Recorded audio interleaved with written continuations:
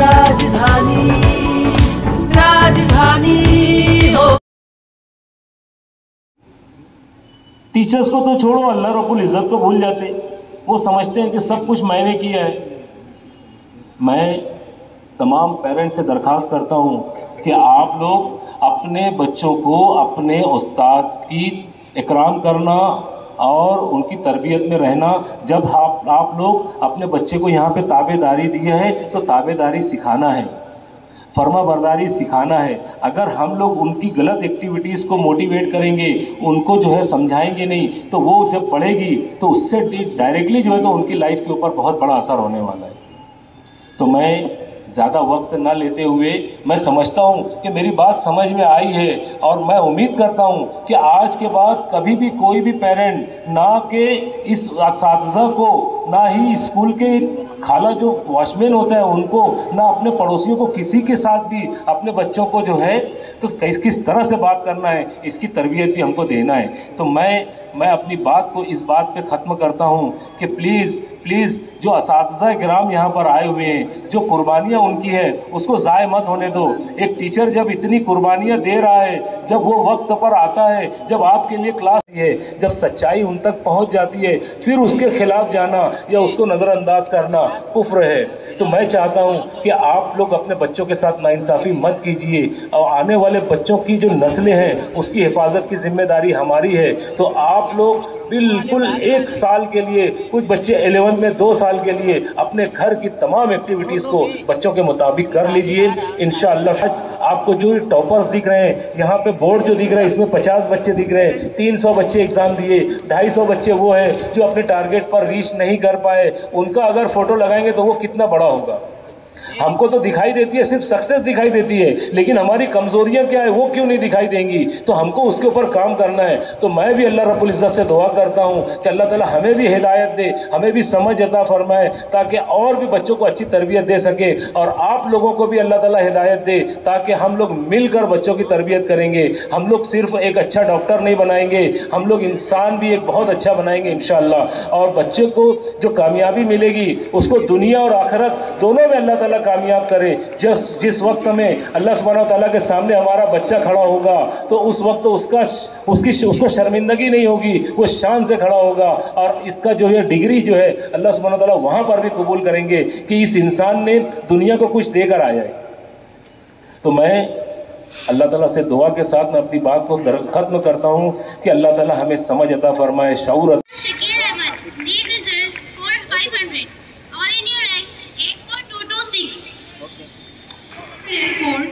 All India rank 80717. All India rank 58317. All India rank 57292. Ansari Umme Hani, Umme Kulsum Mushtaq Ahmad. All India rank 500. Asheen Ashfaq Hussain, marks scored 507. All India rank 510677.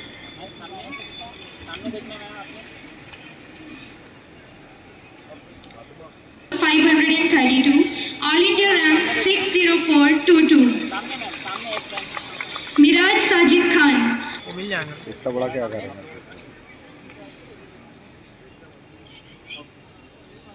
पूरा data अपना वो एक direct लगे। 535. All India rank 59051. All India rank 546544. Ahmad, marks scored 568. All India rank 37990. आपके सामने देखे आप marks. Okay done. India rank 434657. 25. All India rank 33505.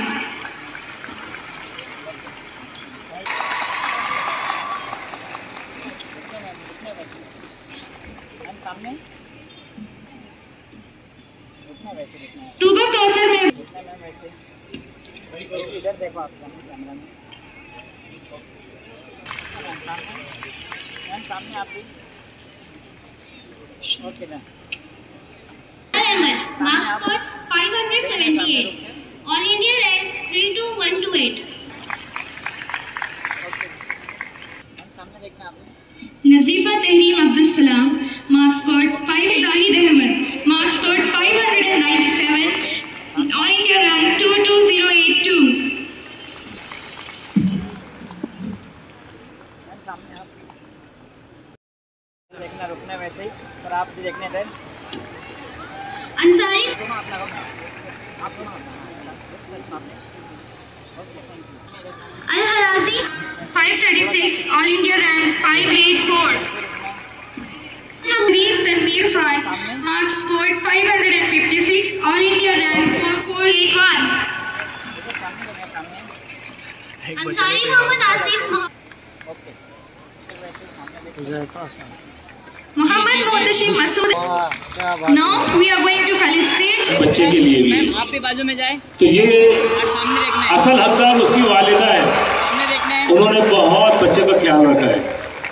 Okay, बच्चों से दो बात भी करते चले स्टूडेंट्स। जी जी जी जी। ओके। तो इसके बाद मैं अपने वालिदैन का भी शुक्रिया अदा करना चाहती हूँ कि उन्होंने मुझको इतना सपोर्ट किया, मेरे लिए इतनी मेहनत की मेरे पीछे। उन्होंने मुझको रात में 4 बजे उन्होंने, मेरे अब्बू मेरे लिए सोते नहीं थे, मेरी अम्मी मुझको 4 बजे एकदम फिक्स 4 बजे आके जगाती थी रात में कि मैं उठूँ, और मैं 4 बजे से नहीं उठती तो मेरे को 4:45 बजे से जगाती थी कि ताकि मैं उठूँ, 15 मिनट में मैं उठ जाती थी। फिर उठ के नमाज पढ़ के भी पढ़ने बैठती थी तो 6:30 बजे तक पढ़ती थी। तो इस बात का मैं शुक्रिया अदा करना चाहती हूँ अपने वालिदैन का।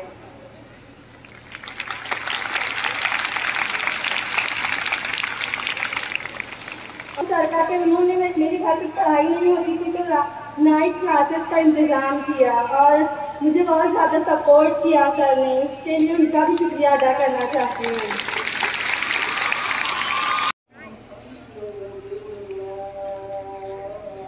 मस्तानवी साहब, साइंस क्लासेस के बिदर के चेयरमैन अब्दुल कदीर साहब, अदारे के रूह रवां जरीवाला साहब, अरकान अंजुमन, स्टेज पर मौजूद Malegaon girls high school and junior college, Malegaon high school and junior college, science classes और सीनियर कॉलेज के असातिज़ा और ख़वातीन, मालेगांव साइंस क्लासेस के प्रिंसिपल महफूज सर, और सामने मेरे अपने साथी पेरेंट्स और अजीज तलबा और तलबा। आज की ये तकरीब जो है इस बिना पर है कि बच्चों को हम कैसे किस तरह नीट में टॉप लाएं, हमारी कौम किस तरह नीट में पले फूले और तरक्की करे, कामयाबी उनके कदम जो उसके लिए रखी गई है। मैं कई पॉइंट लेकर आया था लेकिन इन लोगों ने, ये महफूज सर मुझे रोक दिए, तो मैं सिर्फ और सिर्फ 2 पॉइंट पे बात करूँगा। एक ये कि मेरी बच्ची किस तरह नीट पे टॉप आई है।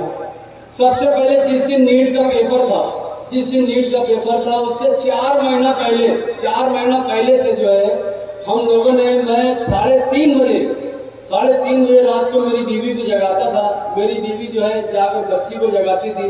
बच्ची जो है उठकर अपनी ज़रूरियात से फारिग होकर फिर वो उसी टाइम जो है उसी वक्त उसकी माँ उसके लिए चाय बनाती है। जब चाय बन जाए, बच्ची जो है चाय में पीकर जब पढ़ने लगे तो उसकी वालिदा वहीं पर सो जाती थी। यही उसकी रूटीन रही है। याद रखो, ये रात का जो तीसरा पहर जो तहज्जुद का वक्त है, ये तीसरा पहर पढ़ाई के लिए बहुत अहम है। इसमें अगर आप लोग पढ़ेंगे तो आपकी पढ़ाई के साथ अल्लाह की मदद भी रहती है। इसके अंदर आप 11 बजे पढ़े, 2 बजे पढ़े, शाम में पढ़े, कभी पढ़े, डिस्टर्बेंस बीच में आता है। कोई चल रहा है, कहीं हॉर्न बज रहा है, कहीं कोई आ रहा है, कोई जा रहा है, डिस्टर्बेंस बीच में आता है। लेकिन ये तीसरा पहर ऐसा है जिसमें जो है सारा गांव, सारी दुनिया सोई रहती है, हम फ्रेश उठे रहते हैं, इसलिए दिमाग में जल्दी जाता है। तो तमाम लोग जो है ये तीसरे पहर में पढ़ाई की कोशिश करें। रात का जो तीसरा पहर है ये बहुत अहम है। एक आखिरी पॉइंट जो है हमारे शहर के लिए नुकसानदेह है, उसके लिए जो है ये आखिरी पॉइंट बोलकर मैं अपनी जगह लूंगा कि हमारा शहर जो है, हमारा शहर कोई भी काम में शॉर्टकट ढूंढ लेता है। बहुत सारी बातें हैं मिसाल देने के लिए, लेकिन वक्त तो नहीं है, शॉर्टकट ढूंढ लेता है। तो इसीलिए नीट जो है, ये नीट पेपर में भी शॉर्टकट ढूंढ लिए। बहुत से परिवार, बहुत से खानदान, बहुत से फैमिली के लोग जो है ये चाहते हैं कि मेरा बच्चा या मेरी बच्ची BA-MS करेगी और इन्हें BA-MS करना है तो 350 मार्क्स में हो जाएगा, ऐसा सोचते हैं तो सिर्फ बायोलॉजी पढ़कर चले जाते हैं। सिर्फ बायोलॉजी पढ़कर आप 350 मार्क्स का पढ़कर जाए तो आपका कहां से आपको 350 मार्क्स मिलेंगे? रुक जाए आप रुक जाओ, अभी हाथ ही दो। उसकी वालदा के लिए भी ट्रॉफी है। सामने आप भी हाथ में लेकर रखिए।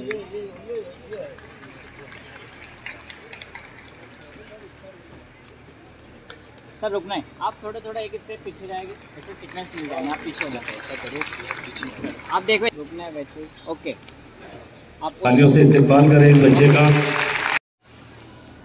रुकना ना, आप जाए ना सर, आप बात जाए। आप फिकर की कोई बात नहीं है, ये पूरा डाटा मिल जाए। आगे आए आप, बस इनके साथ सामने देखना है। रुकना है ना, वापस सामने आओ ना, आपके लिए रुका था कब से सब कुछ। आप पीछे रहेंगे कैसा चलेगा? देखो सामने, इधर सामने मैडम, सामने आप भी। ओके, इन्होंने मेरी बच्ची को जो हिसाब से पढ़ाया तो हिसाब आज साबित कर दिया कि इंसान अगर चाहे तो कुछ भी कर सकता है। इनकी भी वालिदा और वालिद से मैं मिला तो उन्होंने भी वही बातें जो कि अल्लाह ताला के पास हैं कि अपने वादों को पूरा करना। तो मैं चाहता हूं कि आप लोग भी अपने इरादे पर कायम रहें, जज़ाक खैर दे। और इनके जब मैं इनके घर गया तो इनके पड़ोसियों ने भी, इनके पड़ोसी भी वहां पर आ गए थे और उन्होंने भी इस कद्र इस बच्ची की तारीफ की और इनके परिवार की तारीफ की कि मुझको इतनी खुशी हुई कि ये घर में बैठे थे तो चारों तरफ से कारखाना के लोगों की आवाजें बड़ी कसरत से आ रही थी, लेकिन इस बच्ची ने भी एडमिशन के वक्त मुझसे वादा किया था कि मैं टॉप 10 में आकर रहूंगी और उसने टॉप 10 नहीं टॉप 5 में आकर दिखा दिया। तो ये होती है कमिटमेंट और ये होता है वादा, क्योंकि वादा हम लोग रिजल्ट का नहीं कर सकते, हम लोग अपने इरादों के ऊपर चलने का कर सकते हैं। तो इसलिए उसको इरादे को कैसे उसको नहीं नवाजा। इसके वालिद और वालिदा भी उसी तरह उसके साथ खड़े होते थे जिस तरह उन्होंने वादा किया। जब ये बच्चा जो है एडमिशन के लिए आया था तो इसकी वालिदा और इसके वालिद ने मुझसे कुछ वादे किए थे और अल्हम्दुलिल्लाह उन्होंने पूरे साल अपने वादे में से जरा भी कमी नहीं की, पूरा उस वादे को पूरा किए। मैं इसलिए महफूज सर का बहुत ही बड़ा कंट्रीब्यूशन है इसमें, तो थैंक्स महफूज सर। मतलब आपकी वजह से आपने सजेशन दिया, इसलिए मैं आज यहाँ पे खड़ा हूँ, बाकी कुछ नहीं। और मतलब शायरी में तो मुमकिन है, ये बोलना चाहूँगा मैं, बाकी कुछ नहीं। थैंक यू जी। मैं उसकी वालिदा और उसके वालिद बच्चे के लिए डिज़ाइन कर लिया था, तो मैं चाहूँगा कि आप हमारे पेरेंट्स को बताइए ताकि वो भी लोग अपने घर में उसी वो सब बता दिया सर। बताने के बाद सर ने बोला ऐसा करो, बोले तुम खाली रितेश का 100 रुपया दो, बोले कितना बोला 100 रुपया।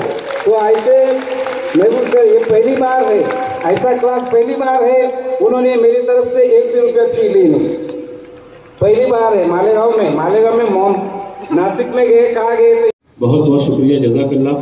आप पेरेंट्स उनको दे दो, सामने देखना है सर, ये लीजिए। पेरेंट्स को बाजू में रखो सर। ओके, बाजू में आप सामने देखना है। ओके, देखना है आप भी। इनका भी बड़ा छोटा सा घर है, हम लोग ऐसे, मैं जब उस घर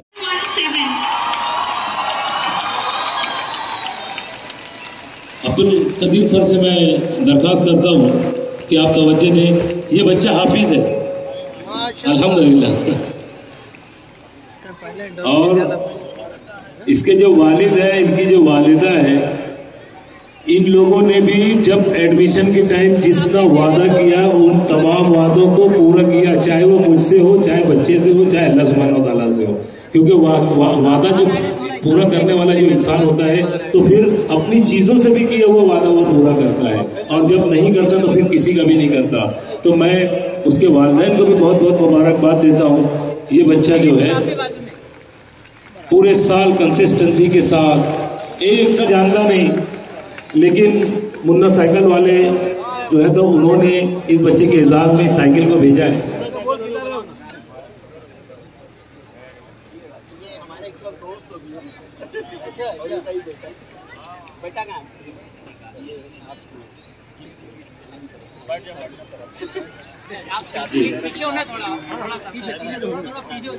ये सच में जापान से आई हुई है सर, आप थोड़ा सा बाजू में जाए ना। तो बात दिल की होती है कि ये इस बच्चे ने इसमें क्या हासिल किया है। ये तो चीजें होती हैं, लेकिन इन्होंने जिस तरह से बच्चों को मोटिवेट किया, अल्लाह ताला उनको भी जज़ाए बेहतरीन कामयाबी अता फरमाई अंसारी अब्दुल्ला को। और बहुत सारे अफराद, बहुत सारे पेरेंट्स मेरे पास आते हैं और पूछते हैं कि क्या रीज़न था, क्या स्ट्रेटजी थी तुम्हारी, क्या मंत्रा था तुम्हारा सक्सेस के लिए अब्दुल्ला की। तो मैं बताना चाहूँगा कि ड्यूरिंग माई ग्रेजुएशन में जब पूना कॉलेज में पढ़ाई किया करता था, हमारे प्रोफेसर हुआ करते थे, प्रोफेसर मसूद सर, वो मास्टर्स थे फ्रॉम अलीगढ़ मुस्लिम यूनिवर्सिटी। वो अक्सर हमसे कहा करते थे कि the success is directly related with the organisation of your daily life. तुम अपनी डेली लाइफ को कैसे ऑर्गेनाइज करते हो उस पर डिपेंड करता है। और हमने वही चीज़ अप्लाई की अब्दुल्ला के लिए कि कब उठना है, कब सोना है, कब पढ़ना है, क्या पढ़ना है, क्या सोशल लाइफ रहेगी, क्या हाइजीनिक, क्या एजुकेशनल लाइफ रहेगी, क्या हेल्थ की लाइफ रहेगी। एक एक चीज़ को हमने ऑर्गेनाइज किया और माशाल्लाह आज हम लोग देख रहे हैं कि माशाल्लाह बहुत ज़बरदस्त सक्सेसफुल मिली, उसको सक्सेस हासिल किया उसने। मैं सारे पेरेंट्स जो एस्पिरेंट हैं जो नीट के लिए 2023 के, उनको यही मैसेज देना चाहूँगा कि अपनी लाइफ को ऑर्गेनाइज करो। क्योंकि हमारे सर जो थे हमेशा हर चीज़ में, हर बात में, उनके लेक्चर में यही चीज़ आती थी कि अपनी लाइफ को ऑर्गेनाइज करो। कैसे आप अपनी लाइफ को ऑर्गेनाइज करते हो इस पर डिपेंड करता है तुम्हारी सक्सेस का। तो मैसेज मेरा यही रहेगा कि आज के दौर में, मोबाइल के दौर में, हर चीज़ को नाप तोल कर, हर चीज़ को ऑर्गेनाइज करके और उनका सपोर्ट करो। हम जो पेरेंट्स हैं कंटिन्यूसली उसको अकेले रूम में कभी पढ़ने नहीं दिया हम लोग। उसको अकेले रूम में रहेगा तो फिर ध्यान बैठता है।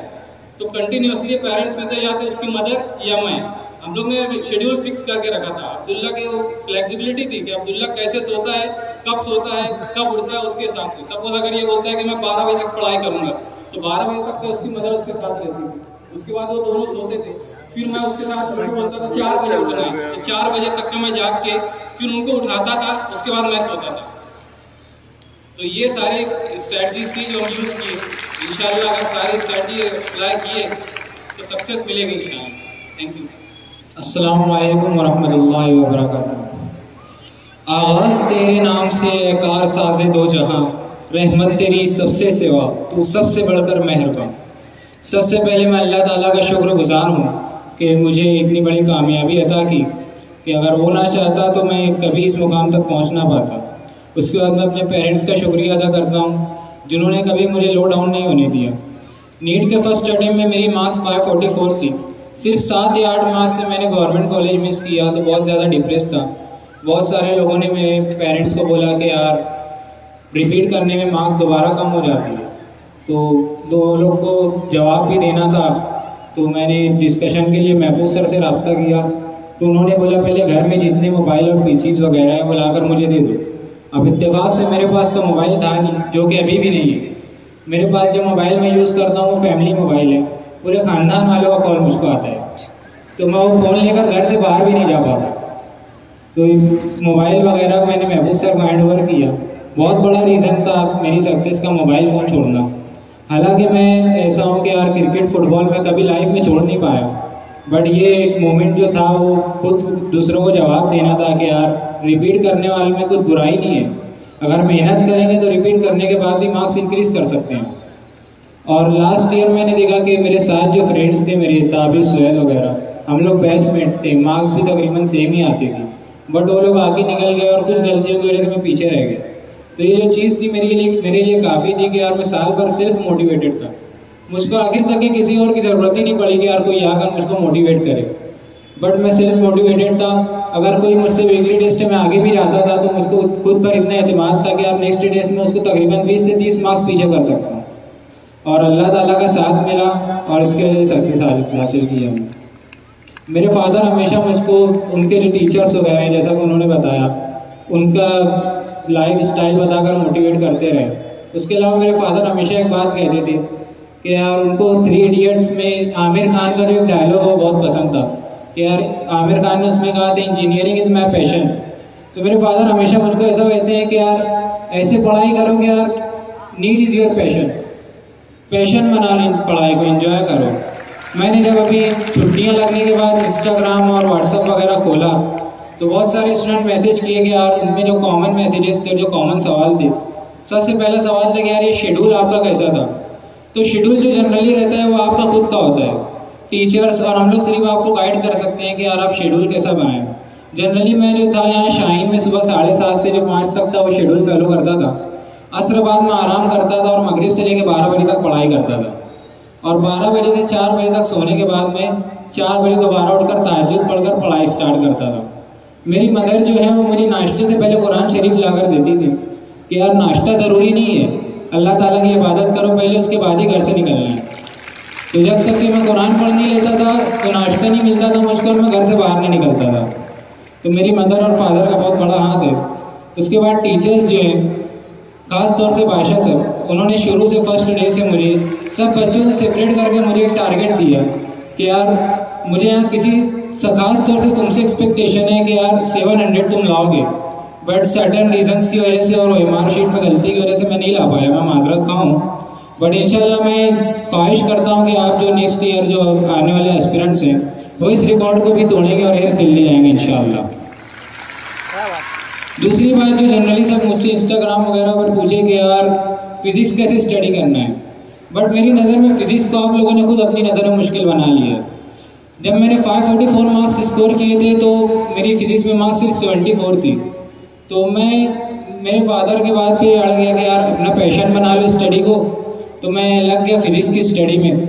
जब मैंने उसको एंजॉय करने स्टार्ट किया तो मैं जब बोर होता था तो जब बायोलॉजी पढ़ता था, मतलब जनरली लोग जो रहते हैं वो बायोलॉजी पढ़ते हैं, फिर टाइम बचा तो केमिस्ट्री फिर फिजिक्स, तो मैं पहले फिजिक्स कंप्लीट करता था फिर बायोलॉजी पे जाता था।